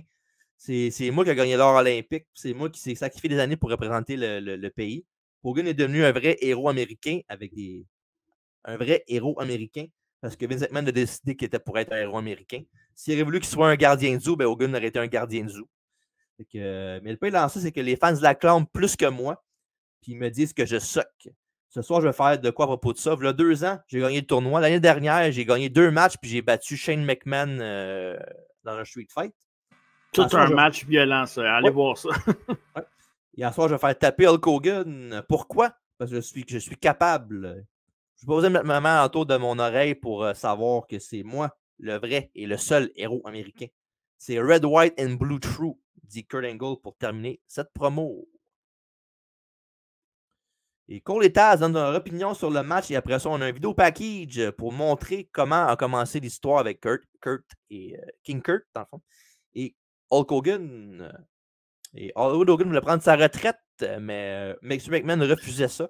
Puis Hogan a fini par dire bah, dans le fond, t'as raison. Finalement, moi, je veux juste m'en aller après que j'ai eu un match contre Vince McMahon, 1 contre 1 dans un ring de lutte. Dans une confrontation backstage avec Vince et Hulk, ben, Angle a attaqué de dos Hogan avec un bâton de métal. Et pour se venger, il a enlevé la perruque de Kurt de sa tête pour l'humilier. Puis évidemment, si vous voulez savoir, vous vous rappelez pourquoi que Kurt Angle avait plus de cheveux puis il avait eu une perruque. Parce qu'il avait perdu un match le mois d'avant contre Edge dans un combat Air versus Air à Judgment Day. Donc, c'est ça. Angle voyait qu'il commençait à perdre ses cheveux. Fait que on a décidé de faire ça en storyline pour Edge, lui contre Edge. Fait que c'était cool. C'est bien pensé, surtout si tu penses à faire couper les cheveux. C'est bien utilisé pour une storyline, c'est bon. Puis Angle, c'était le gars parfait pour faire ce genre de stunt-là parce qu'il est tellement divertissant et charismatique. Puis en même temps, c'est un bon lutteur. Fait il peut faire ce qu'il veut, ça va toujours marcher. Puis évidemment, ce stunt-là, on l'a revu une couple d'années plus tard avec CM Punk, quand il s'est fait raser les cheveux, puis il avait son masque par-dessus sa tête avec sa barbe, là, pour qu'on voit qu'il n'y ait plus de cheveux. Puis avec Big Show qui avait enlevé son masque avec sur le top d'un échelle, puis Big Show riait de lui. Là, avec ses grosses oreilles, CM Punk, pas de cheveux, c'était drôle. Ouais. On aurait quasiment dit que c'est Big Show, il niaisait son petit frère. C'est vrai. Match numéro 6, Hollywood Hulk Hogan contre Kurt Angle. On voit Kurt malade. Ici, de toute beauté sur YouTube. On dirait une pièce de théâtre. C'est malade. Et Hogan arrive avec une version de Voodoo Child de Jimi Hendrix doublée par le W Network. Puis c'est gossant les dubs W Network parce que c'est super fucking fort. Déjà que j'écoute le volume fort en partant, ils mettent la toune par-dessus qui est super fort quand t'entends toute la foule. Puis, on dirait mon bruit d'ordi dans un podcast, mettons. Ouais, genre. Puis non, c'est gossant pour vrai. Puis ça a fait pareil aussi avec Ric Flair tantôt. Là. Ils n'ont pas mis la toune qu'il y avait dans cet événement-là. Puis ça paraissait parce que c'était super fort au bout. Qu'est-ce qu'il y a? Ben, c'est ça. C'est cap. Je trouve ça. Ouais. Surtout quand que nous autres, on est des bébites de lutte. Fait que tu sais, les chansons, tous ces petits trucs-là, les petits détails, on aime ça. Fait que quand ça nous enlève ça de notre plaisir coupable, ben, ça fait chier. En même temps, ils n'ont pas les droits pour le mettre. Ils n'ont pas le choix. Mais... Pas le choix. Les estis de droits de musique, ça fait chier. Ouais, toi, je sais, tu n'aimes pas ça. Mais je sais que ça enlève un peu de l'événement si tu enlèves l'entrée, là, mais ben oui. T'aimes-tu mieux qu'il fasse une chanson doublée par-dessus à tue-tête ou t'aimerais mieux qu'il coupe l'entrée? Couper l'entrée, c'est un peu chiant, non? Non, c'est correct. Je pense qu'ils le font bien, c'est juste que ça nous énerve. Puis, nous autres, on l'a vécu live, on les a vus, puis tu sais, on peut pas rien faire pour ça, mais c'est chiant. Évidemment, le pace était un peu slow pour débuter le combat. Et Hogan ramasse Angle avec un coup de bélier qui fait que Kurt est rendu en bas du ring. Il se regroupe et fait tomber Hogan avec une corde à linge. Puis j'ai remarqué quoi dans ce combat-là souvent. Là? Je sais pas si c'est parce qu'il luttait contre Hulk Hogan, là, mais Angle, il collait ses mots fucking fort dans le match. Là. C'est fou. Là. Je pense que j'ai eu 4 spots avant qu'il fasse, juste en entendant dire son spot. Je sais pas si t'as remarqué toi avec. Là. Non, je pourrais pas remarquer parce que quand j'ai écouté le match, j'ai écouté avec quelqu'un parce que mon beau-père était là. Puis il disait hey, je suis Hulk Hogan, ça. Puis qu'est-ce qu'il fait l'autre avec sa perruque? Fait que j'ai écouté. Puis... Ouais, c'était pour vrai. On entendait super fort coller ses spots. C'était fatigant. Ouais, fait qu'après ça, à l'extérieur de l'arène, Hogan lance Angle dans la barricade. Et le médaillé d'or aux Jeux Olympiques de 96 à Atlanta reprend le contrôle avec un écrasement sur Hogan au tapis. Et après ça, une souplesse lui vaut un 2. Et après ça, Hulk court dans les cordes, mais ça fait attraper avec une prise de sommeil par Angle. Angle renverse ça, mais avec la même prise que sur Kurt qui s'en fait avec une souplesse arrière. Angle slam, 1, 2, et non! Angle n'en revient pas et baisse les bretelles, sauf que pendant ce temps-là, Hollywood Hogan fait son Hulk Up. 3 coups de poing, grosse botte. Il enlève la perruque d'Angle encore une fois. Et Hogan veut lui faire un autre big boot, mais Kurt sort du ring. Puis Angle se sauve jusqu'à dans l'entrée. Mais quand il voit qu'Hogan le niaise avec la perruque, il prend une chaise puis il revient dans l'arène. Évidemment, dans un spot que Angle aimait bien faire. Lui, il y avait lui puis The Rock qui faisait ça souvent quand il était heel. Ouais, c'est The Rock qui avait starté ce spot-là. C'était écœurant parce que le bruit est hot, c'est drôle, puis c'est super efficace pour. Mettons, tu veux faire un move, ça veut faire un DQ, ben, il s'assomme lui-même, fait que c'est efficace. Donc, évidemment, il donne un coup de chaise, Hogan se tasse, puis il pogne la corde, puis ça fait le rebond dans sa face. Là. Ça, c'est toujours drôle comme spot, un spot classique. Et après ça, Big Boot. Par contre, la descente de la cuisse est attrapée par Kurt, il fait le ankle lock. Et le Hawkster est proche des cordes, mais Angle le ramène dans le milieu. Et après ça, Hogan essaie de rester dans le match autant qu'il peut, mais Angle est tenace et garde la prise. Et finalement, pour quelque chose qui est pratiquement du jamais vu, Hogan le tap out. Il a fait abandonner l'immortel Kurt Angle. Fait qu'imaginez-vous comment c'était big à l'époque qu'un quelqu'un fait taper Hulk Hogan. Ça n'arrivait jamais, là, pour vrai. Ça arrivait qu'il perd par abandon, là, genre, évidemment contre Sting. Là. Ouais. Mais qu'il tape, qu'il fasse l'affaire de taper, c'est la première fois que ça y arrivait, je pense. Ouais, puis c'est cool pour Kurt parce que ça prouvait à quel point que Kurt Angle était over, puis c'était un des meilleurs de la business. Grosse victoire aussi. Ah ouais, il y a eu plein. En dedans de 4 ans, Angle, je pense qu'il a battu tous les gros noms de la WWE. Pour vrai, là. T'sais, juste à penser au Hell in a Cell Six Pack Challenge, juste là-dedans, c'est une victoire contre 5 autres gars. 5 gros gars. Ouais.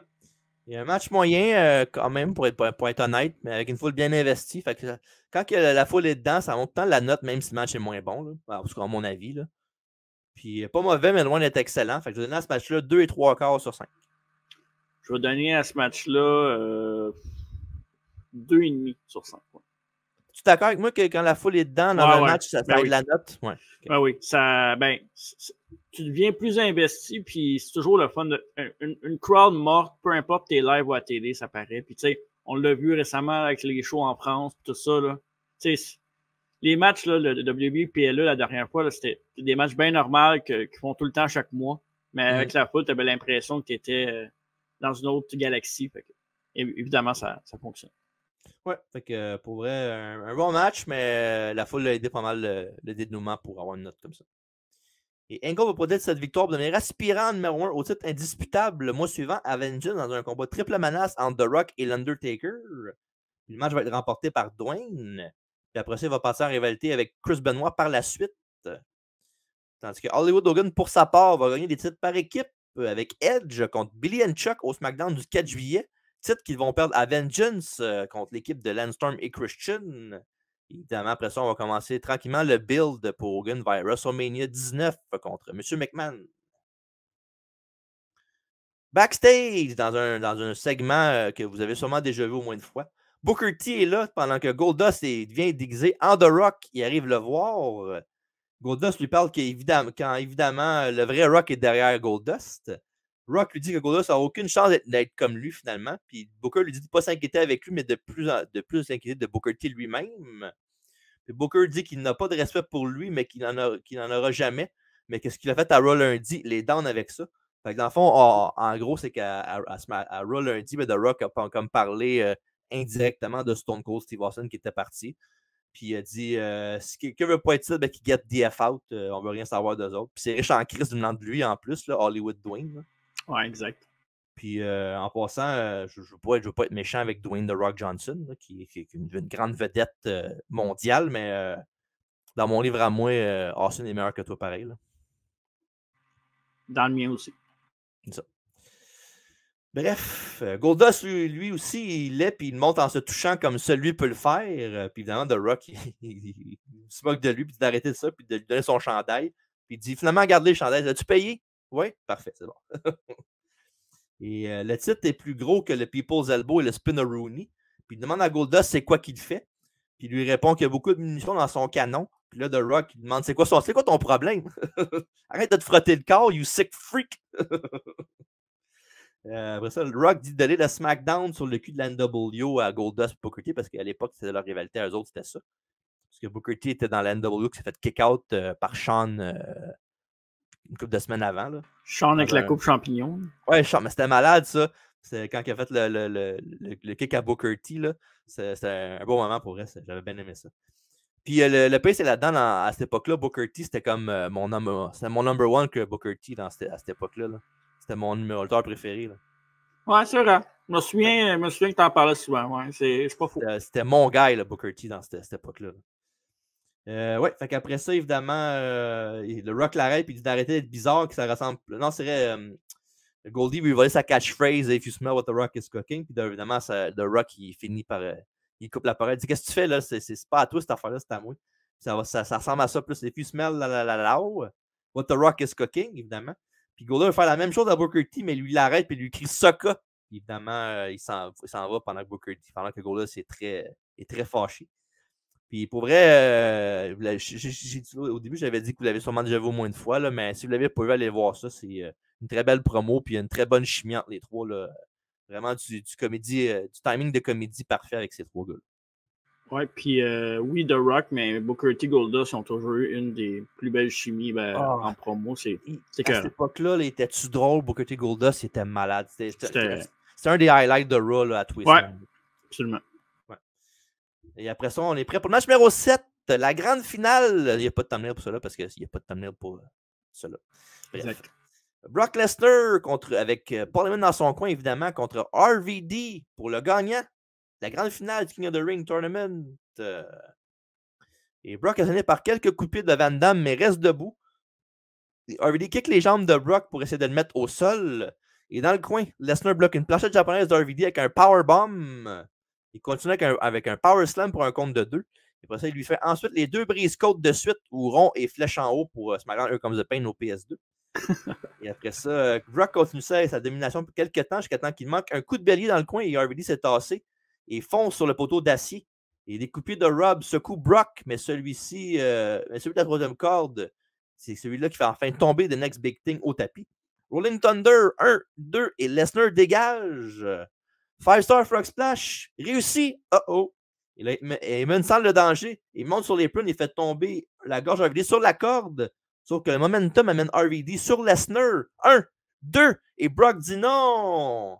Puis le pire là-dedans, c'est que c'est hot parce que la réaction d'Heyman, c'est genre, il fait un move pour aider son gars, puis ça backfire. Puis là, tu vois, après ça, il faut que tu retournes, puis qu'il regarde, il est là, oh non, puis il fait son fameux genre, puis il se pogne le cœur comme si c'était pogné le cœur. Classique Heyman. Ben, classique Heyman, là, il a perfectionné ça, ces réactions-là pour ce qu'on connaît d'aujourd'hui avec la Bloodline. Là, quand vous regardez les matchs de Roman Reigns il y avait une couple de mois, là, regardez Heyman avec l'extérieur du ring, ça vaut à peine parce qu'il fait des fast priceless. Là, puis il est tout le temps en background, là, juste la face qui dépasse de même. Puis... Ouais. Oh, mon Tribal Chief, s'il te plaît. Non! Ouais. Fait qu'après ça, Heyman se fait dropkick derrière la tête par RVD. Et sauf que malheureusement pour Van Damme, il fait un crossbody, mais Lesnar l'attrape et le met sur ses épaules pour le F5. 1, 2 et 3. Brock Lesnar gagne le tournoi et devient aspirant numéro 1 au titre indisputable. Il va avoir son combat de championnat à SummerSlam. Yes, fait que le Next Big Thing est né. Puis c'était vraiment ça qu'il voulait faire, la prochaine grosse star de la WWE. C'était Brock Lesnar, c'était seté. Puis par contre, tu parlais de son match à SummerSlam contre c'était contre The Rock en fait, qui va se battre à SummerSlam pour le titre de WWE. Mais il y avait eu un match avant, puis tu pourras me confirmer si c'est vrai, mais il n'y avait pas un three-way match pour la ceinture avant, genre un house show ou un show en Angleterre, puis que c'est pas lui qui s'est fait piner avec Taker, ça se peut-tu? Taker, Rock, puis Brock, dans un three-way, c'était où? Il y avait eu un match entre les deux, me semble. Là. Ça se peut, mais je me suis... c'était pas Triple H de Rock. Oui, t'as raison. Triple H, Taker, puis Brock, genre? C'était à Global Warning, c'est ça, hein? Ouais, à Melbourne, en Australie. C'est ça, exact. Ouais. Fait qu'il y avait eu ce match-là, puis je pense que c'est une semaine ou deux après, il y avait eu le match contre The Rock. Puis évidemment, c'était en 2002. Fait que, oui, Brock a battu The Rock à SummerSlam dans un des plus gros matchs de SummerSlam de l'histoire. Puis on sait qu'est-ce que ça a fait après. Il a été champion pendant un bout, mais il avait perdu sa ceinture contre Big Show. Puis évidemment, ça c'est, si je ne me trompe pas, c'est la même année que Heyman a fait son heel turn, ouais. Heel turn Survivor Series contre Lesnar. Fait qu'il a feudé pas mal contre Big Show pour le reste du temps. Puis après ça, ben, Brock Lesnar est devenu une top star dans le monde de la lutte, puis même encore aujourd'hui. C'est une attraction spéciale et un future Hall of Famer, évidemment. Ok, j'étais pas loin. C'est The Rock, Triple H puis Brock. C'était pas Taker. Ah, ok, c'est ça. Mais c'était à Melbourne, c'était Global Warning, c'est ça, hein? Ouais, Melbourne, le 10 août 2002. Fait que c'est quoi? Ça dit là-dessus que The Rock était le champion. Fait que c'est que, genre une semaine ou deux avant SummerSlam. Ouais, exact. Fait que c'est ça. Ouais. Mais il y avait eu un show avant, il n'y a pas eu genre Unforgiven avant ou quelque chose de genre? Ben avant ça, c'était ce que j'ai parlé tantôt. Judgment Day? Unforgiven, ouais, c'est ça. C'est Unforgiven? Non, c'est. Ouais, c'est Unforgiven. Non, c'est Vengeance. Ah oui, t'as raison. Avec Taker contre The Rock, non? Taker, The Rock, Angle, le Triple Threat. The Rock a gagné. Ouais, puis à ce show-là, Brock avait battu RVD encore. Ouais, c'est vrai.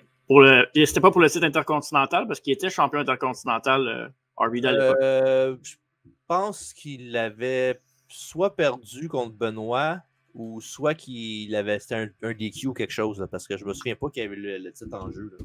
Pourrais checker le titre, là? Mais il y avait RVD, je pense qu'il avait challengé Brock. C'était pas à Raw le lendemain. Ils ont à Raw le lendemain, puis ça avait rebattu à Vengeance après. Il y avait eu 2-3 matchs. Là, à moins qu'à Vengeance, ça soit genre pour son title shot à SummerSlam, peut-être qu'il avait challengé. Là. Ouais, il pouvait être intercontinental aussi, puis pas mettre le titre en jeu juste pour se battre contre Brock parce qu'il voulait genre une vengeance, justement. Attends, on va checker Vengeance 2002. J'ai les sites la carte. Là. Il te reste 15 minutes, mon chat. Ben là, pour vrai? Oui. Bon, au pire, on bossera, c'est pas grave. Non, c'est correct, on en masse le temps. Ok, c'est ça. C'est un match pour le championnat intercontinental, puis RVD a gagné, mais par DQ. Ok, c'est ça. Bref. Fait que belle fin de match. Pour vrai, un match solide pour de quoi de même pas 6 minutes. Une belle job pour les deux lutteurs. Puis je vais donner à ce match-là 2 et 3/4 sur 5. Ouais, j'ai la même note que toi aussi. J'allais checker mes notes. Brock va prendre la couronne ce soir et la ceinture indisputable à SummerSlam en le faisant The Rock pour devenir. À l'époque, le plus jeune champion de la WWE avait l'âge de 25 ans. Encore maintenant détenu par Randy Orton qui avait 24 ans. Encore une fois à SummerSlam, mais cette fois-ci en 2004. Ouais,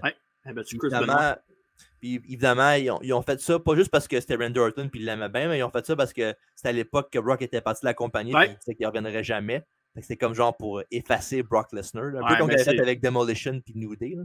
C'est le fameux match de WrestleMania 20 en avril 2004. Fait que ça s'est passé à l'été 2004 où Randy Orton a battu Chris Benoit avec ses petites culottes saumon à l'époque, je m'en souviens. Ouais. Puis le lendemain à Raw, le turn de Randy Orton, le turn de Revolution. Le meilleur turn de l'histoire, mon cher. Non, vraiment pas. Après Hogan. Peut-être dans ta tête, peut-être, à toi. Là, mais... c'est meilleur que le turn de... Ben oui. De Seth Rollins, jamais. Jamais dans 100 ans. Ben non, oui. Non. Ça a eu bien plus d'impact. Là. On l'a eu bien plus vu venir avec Triple H et Randy Orton qu'avec... T'as jamais vu ça venir à Raw le lendemain? Ben, peut-être pas soudainement, mais on savait que ça s'en venait parce que Triple H ne peut pas avoir un gars avec lui dans son équipe qui est champion du monde puis lui, il l'est pas, il n'est pas capable. Hein. Qui monopolise le top spot tout le temps. La seule affaire que je peux te donner, c'est que le real turn de Seth Rollins, ça a fait de lui une méga star. Ben, pas juste lui, tout le monde est impliqué là-dedans était une méga star. Ouais, mais il a récemment été pareil. Là. Ouais. Dean Ambrose était une méga star après. Là. Il était un peu plus par la suite à un autre. Moxley était une méga star, c'est pas pareil. Ambrose aussi était une méga star, il était super over avant qu'il fuck avec d'autres choses. Là. Bref. Puis c'est pas meilleur non plus que Sean et Marty, là, je m'excuse. C'est genre 4e, 5e, je te l'accorde qu'il est dans le top 5, là, mais il est pas. Ça me tente pas de m'assiner avec toi aujourd'hui. J'ai vu qu'on soit en harmonie. Ouais, exact. Ouais, fait que c'est rendu là. Ouais, ça. Et par contre, le match de ce soir entre Brock et RVD vont être arrivés jusqu'en juillet à Vengeance. Puis RVD va ensuite perdre sa ceinture intercontinentale au Raw du 29 juillet contre Chris Benoit avant de la rapatrier à SummerSlam. Fait qu'après ça, on a un segment où on voit Triple H qui fait dans l'aréna. Puis il tombe face à face avec Shawn Michaels et ensuite Kevin Nash de NW. Puis après ça, Sean Norton fait comme si c'était pour s'attaquer, mais ils finissent par faire l'accolade. Ouais. Et après ça, très cool comme moment. Ouais, après ça, il sort la main à X-Pac qui salue le Big Show. Puis évidemment, Nash dit qu'il a besoin d'aide à soir pour le combat. Juste faire le signe, puis ils vont aller l'aider. Évidemment, le signe de la clique. Puis après ça, Hunter part là, elle est terminée. Et après ça, Cole et Taz se demandent qu'est-ce qu'ils viennent de voir avant de nous montrer le package vidéo entre Taker et Triple H. Et à Judgment Day, Undertaker a battu Hogan pour gagner la ceinture indisputable. Tu sais, le fameux chokeslam pas d'auteur, c'est dans ce show-là que c'est arrivé. Ouais, et dans un moment qui est arrivé, dans un moment qui est quand même ironique, Triple H est arrivé dans un segment où Taker avait la chasse alentour du cou de quelqu'un pour faire le fameux spot où ce qui était pour il casser le cou si on veut. Ouais. Puis est-ce que tu sais, c'est qui le leader en question qui a sauvé Triple H? Je me souviens pas, non? C'était ironiquement, c'est vraiment ironique, là, mais c'était un jeune Randy Orton qui est venu sauver. Wow! C'est fou, hein? C'est genre un throwaway quelque chose pour une storyline pour que Taker se fasse attaquer par Triple H, puis le gars qui a sauvé, c'est Randy Orton. Full circle, en plus. C'est fou, hein? Ouais, c'est vraiment nice. Ouais. Après ça, Triple H a ensuite vaincu Hogan pour avoir sa chance au titre contre le Deadman. C'est le même Deadman qui l'a attaqué sauvagement avec une chaise tout après sa victoire.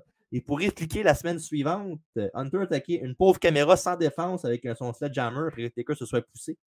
Un vrai tough guy, hein? C'est Papa Paul. Oui.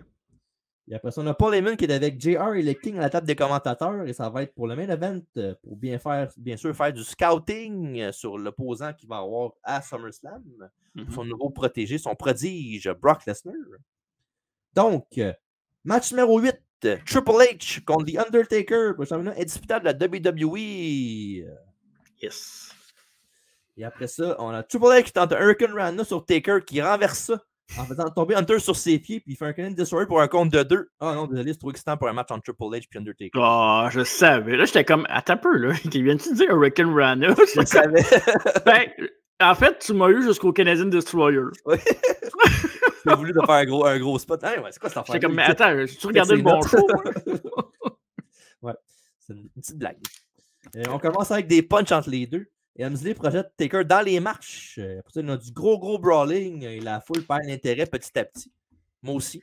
Taker place la tête de Trips sur le bord de l'apron. Il rentre le coude dans la gorge. De la grosse lutte. Eamon, au commentaire, dit que Brock a attaqué The Rock dans son locker room. Puis qu'il est parti en ambulance. Et Ross et Lawler, bien sûr, ne le croient pas. Et le champion défendant fait les yeux du serpent dans le coin à Hunter. Et Hemsley réplique un DDT hors de nulle part pour un 2. Et après ça, Triple H s'attaque le pedigree, mais Taker le fait tomber et lui fait la balançoire dans le coin. Et c'est l'arbitre Earl Hebner qui en reçoit les conséquences. Et il y a un ref bump. Et The Rock arrive sur un gros pop. Celle-là? Non, pas de suite. Okay. The Rock arrive sur un gros pop et il vient chasser Paul Heyman. Il prend sa place au commentaire. Et après ça, on a Taker qui prend une chaise, mais Hemsley le bloque et lui fait son facebuster. Triple H l'envoie en bas avec une line proche de Dwayne. Champion et challenger se battent au ringside. Et après ça, Taker kick Triple H d'en face. Il fait la même chose à The Rock qui est penché, qui regarde sa télévision. C'est pas président partout qui dépasse un coup de tête, un coup de pied sur la tête. Ben non, hein. Il lève la chaise pour frapper Triple H, l'Undertaker. Mais The Rock lui enlève. Et il le frappe une coupe de shot. Il prend la chaise et swing. Mais Taker s'enlève du chemin. Et c'est Hunter qui reçoit la chaise dans le front. Un peu à la Undertaker puis Bret Hart à SummerSlam 96 avec Shawn Michaels qui frappe le mauvais avec la chaise. Et Triple H, après ça, signe abondamment du visage. Après ça, un last ride dans le ring. Hebner est encore au sol, mais voilà Nick Effin Patrick qui arrive. 1, 2, et Triple H dégage. Et après ça, dans mon spot, aussitôt que je l'ai vu arriver, puis j'ai vu que Taker le frappait, je disais, c'est sûr que ça va arriver. Et évidemment, punch de Taker sur Nick Patrick. S'il prend son gros bump, les mains dans les airs, la bouche ouverte, c'est malade. Pour vrai, la photo est parfaite, man. Puis quand t'as regardé le show, je suis sûr que t'as ri en tabarnak, hein? Ouais, c'est clair, man. C'est clair. Puis là la photo, j'irai encore plus. Va falloir ça, là, faut que ça devienne un meme pour le découper puis le mettre partout. Faudrait que je trouve un collage de ces bumps de même tout le temps. Ah, man, celle-là est parfaite. Tu sais, en plus, tu peux l'enlever de Taker, tu peux le laisser à part, c'est malade. Puis on pourrait faire genre, mettons, c'est comme si... remets-la. Hein? Remets-la la photo. C'est comme si Nick Patrick faisait genre du patinage artistique, mettons. Ah ouais, ouais, c'est vrai. Colin.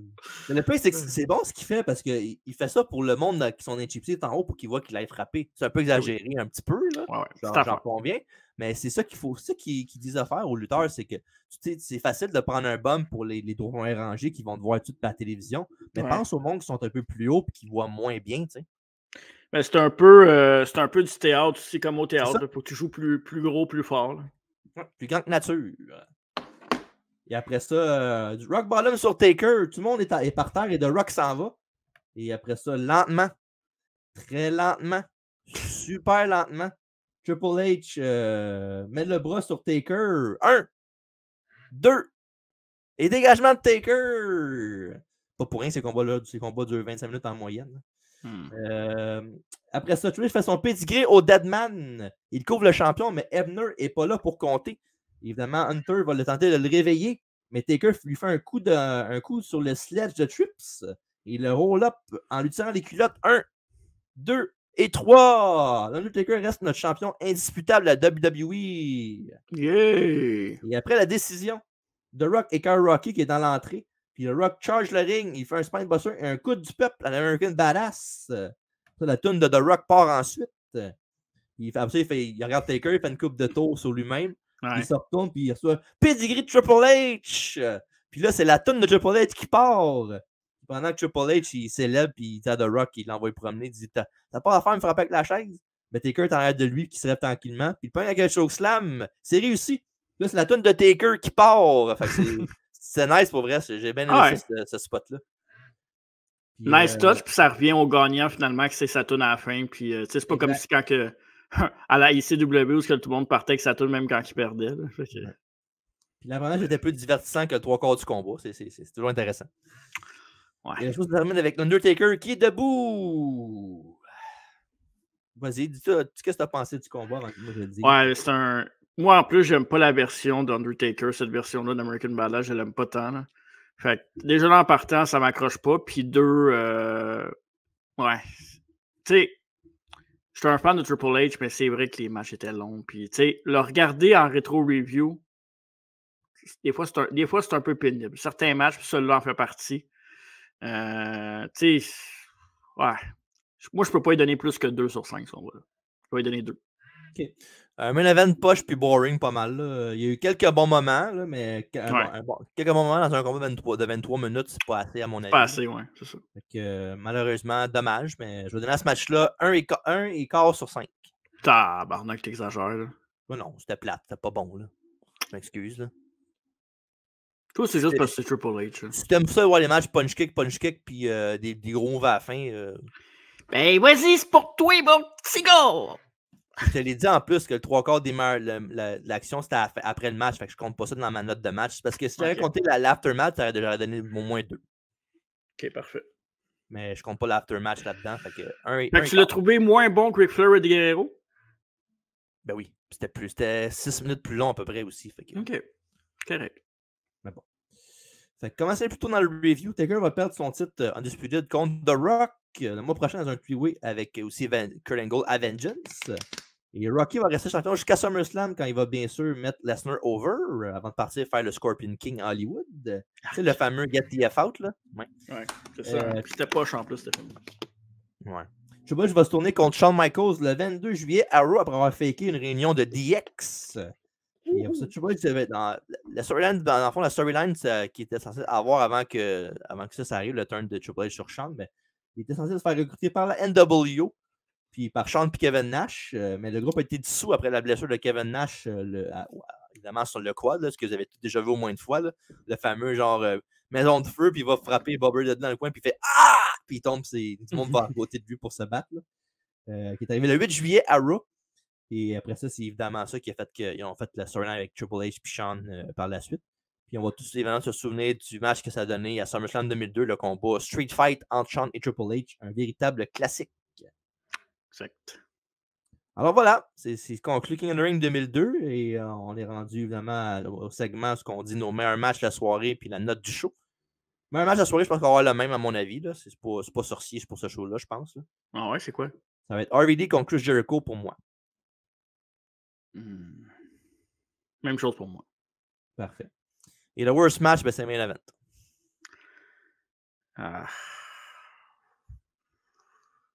Ouais. Moi, je vais dire Ric Flair et Eddie Guerrero. OK, parfait. Mais. Du show? Close, hein? Close, là, pour vrai. Ouais, c'est pas. Close. Ouais. Je comprends ton point, là, mais. Ouais. Je comprends, mais. En tout cas, bref, c'est discutable. Tu sais, je peux pas dire. Je peux pas te donner tort, puis je peux pas te donner raison. Je dirais que je suis capable de comprendre tous les points, là, mais. Ouais, c'est legit.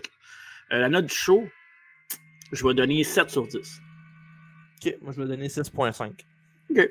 Pour vrai, je m'attendais à un meilleur show que ça. Dans ma mémoire, c'était un meilleur show que ça. Je me rappelais que Main Event n'était pas bon. Je m'en rappelais de l'avoir vu quand. Parce que je me rappelle, ce show-là, on l'avait regardé ensemble. Je me rappelle à l'époque, c'est fucking weird parce qu'à l'époque, je voulais que Triple H gagne, toi tu voulais que Undertaker gagne, t'étais pour Taker dans ce temps-là. Ah ouais? Ouais, je te jure, c'était fucké. Parce que, je dis c'était fucké, mais c'est pas tant parce que Triple H c'était le babyface de la feud, puis l'autre c'était le heel. Fait que, ouais. Je prenais pas le babyface, je prenais pour le heel. C'était plus ça que d'autres choses. Là. Et pourtant, j'aimais pas Taker. Bon, je faisais mon intéressant probablement. Sûrement qu'on prenait pour les heels et les faces pour jouer le jeu, mettons. Là. Puis 6, fait que ça, fait que 6.5. Fait que je me rappelais que le main event n'était pas bon, mais le reste de la carte, je pensais que c'était un petit peu meilleur que ça. Mais c'est pas mauvais. Remarque, là, c'est pas le pire show que j'ai vu de ma vie, mais c'est pas. Je le recommande pas pour vrai. C'est peut-être cool pour voir Angle Hogan, pour voir Hogan taper. Puis peut-être la victoire de Brock dans King of the Ring, mais sinon. Historique quand même, là, le premier match aussi, tu sais. Ouais, j'avoue, c'est. Pas que je le recommande pas, pas avoid at all cost. Là. Ouais. Mais c'est pas une affaire que j'écouterais demain si on me donnerait le choix. Là. Mais je sais pas. Ça m'a déçu un peu. Ouais, c'est comme un. Il est comme dans le milieu, dans le sens que on s'en fout pas, mais on l'aime pas. Ouais. Il est juste là. Il existe. Puis je sais pas si c'est pour ça qu'il a arrêté de faire le pay-per-view King of the Ring. Je sais pas si c'est la raison parce que ce show-là était pas bon. Non, je pense pas. C'est leur faute. Ben, c'est pas peut-être. Bon. C'est de leur faute. Oui, c'est pas bon, c'est eux autres qui bookent. Je sais, mais c'est pas eux autres qui font les matchs non plus. Bon, c'est pas. Bon, non, je suis pas d'accord avec ça. En tout cas. Je sais pas, mais. Bref. On ne saura jamais. Ouais. Exact. Donc, un autre pay-per-view dans le rétroviseur. Dans le rétro-review. Hein? Fait que là, moi, il me reste 3 minutes. Fait que comment qu'on rappe ça, mon champ? On est correct, là. Reviens-en. Hey, j'ai un agenda rempli de même jusqu'à demain. Ouais. J'espère que je vais pouvoir dormir demain à soir puis me lever de matin. Bref, fait que c'est ça. Fait que on veut juste vous rappeler le prochain rendez-vous qu'il va y avoir au podcast. Bien évidemment, pas juste le prochain rendez-vous, allez voir justement ça ici. Oui, notre méga podcast qu'on a fait à travers la table le jeudi passé avec 6 excellentes entrevues. Casey Diamond, Alexia Lensla, Lou O'Farrell, Michel Plante et Jeremy Prophet pour les galas de la NWC, GPW et NSPW.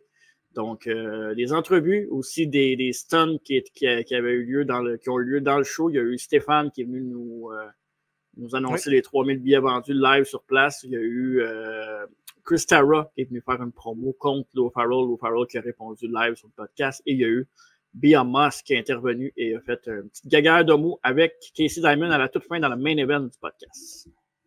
Allez voir ça, disponible partout en audio, en vidéo, puis toute l'équipe. Yes. Et notre prochain rendez-vous officiel, le clin d'œil. Officiel, la biographie de Mickie James. Donc, évidemment, de ses débuts à la lutte, de son premier passage à TNA, de sa rivalité avec Trish Stratus à la WWE quand elle est arrivée, de toute sa belle carrière à la WWE, de toute son excellente carrière à la TNA qui est probablement encore meilleure que celle de la WWE, et tout ce qu'elle a fait pour la business de la lutte, tout ce qu'elle a fait comme ambassadrice, et évidemment, la rencontre avec elle qu'on a eue à Philadelphie cette année. Donc ça va être notre prochain rendez-vous et la biographie du mois de juin. Fait que manquez pas ça la semaine prochaine au podcast. C'est ça. Fait que merci beaucoup, TJ, pour ton excellent review malgré ta blessure. Et on se revoit. N'oubliez pas, il n'y a pas la travail à la table jeudi prochain. Donc, on se revoit la fin de semaine prochaine pour un podcast. Fait que manquez pas ça. Allez, suivez-nous partout sur les réseaux sociaux. Puis merci de votre support. C'est très apprécié. Merci beaucoup. Ouais. Fait que Marco, merci pour le podcast. Merci. Un très bel job d'assistant reviewer ce soir. C'est ça, exactement. Ce matin. Donc, merci tout le monde d'avoir été là. Puis, manquez pas les prochains podcasts. Mais surtout, allez, va!